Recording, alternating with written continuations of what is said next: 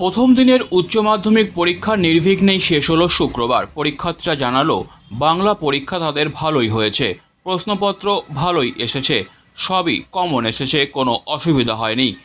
এদিন সব জেলার সঙ্গে জলপাইগুড়িতেও শুরু হয়েছে উচ্চ মাধ্যমিক পরীক্ষা, চলবে 29শে ফেব্রুয়ারি পর্যন্ত।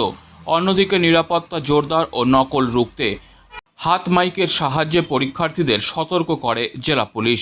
ইলেকট্রনিক ডিভাইস, ডিজিটাল ঘড়ি, মোবাইল সহ বিভিন্ন সামগ্রী পরীক্ষা কেন্দ্রে নিয়ে যাওয়া যাবে না। এর জন্য পরীক্ষা কেন্দ্রে প্রবেশের আগেই প্রত্যেক পরীক্ষার্থীদের মেটাল ডিটেক্টর দিয়ে তল্লাশি করা হয়। এবছর জেলায় মোট পরীক্ষার্থীর সংখ্যা 18,500 জন। এর মধ্যে ছাত্রী সংখ্যা 11,000 ও ছাত্র 7,500 জন, অর্থাৎ ছাত্রী পরীক্ষার্থীর সংখ্যা অনেকটাই বেশি। এবছরের পরীক্ষার মেইন ভেন্যুর সংখ্যা 17টি। মোট পরীক্ষা কেন্দ্রের সংখ্যা জলপাইগুড়ি জেলায় 75টি।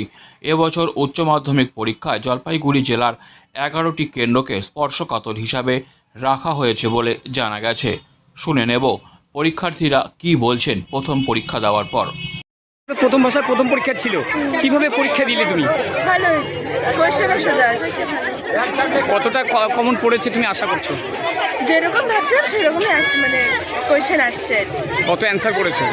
অত অ্যান্সার করেছি প্রায় 70-60। পরবর্তী পরীক্ষাগুলো ভালো হবে আশা করছো? কি নাম তোমার? ঐন্দ্রিলা কর্মকার, কোন স্কুল থেকে? কদমতলা করে। কদমতলা। আজকে তো প্রথম ভাষার প্রথম পরীক্ষা ছিল, কিরকম পরীক্ষা হলো বলো? খুব ভালো পরীক্ষা হচ্ছে, ভীষণ সহজ কোশ্চেন আসছে, যা পড়ছি তার মধ্যে থেকে আসছে। কি মনে হচ্ছে কমন পড়েছিল? হ্যাঁ, ভালো কমন হচ্ছে, কি আশা করছো? ভালোই ফলটা আশা করছি। কত অ্যান্সার করেছো? 82 কোশ্চেন হয়েছিল, মানে পরীক্ষা 75। তোমার নাম আর পরিচয়? শ্রেয়া ভট্টাচার্য, হ্যাঁ, পরীক্ষা দিলে কিভাবে পরীক্ষা দিলে একটু বলো। পরীক্ষা বেশ ভালো হয়েছে, কোশ্চেনও সহজই এসেছে।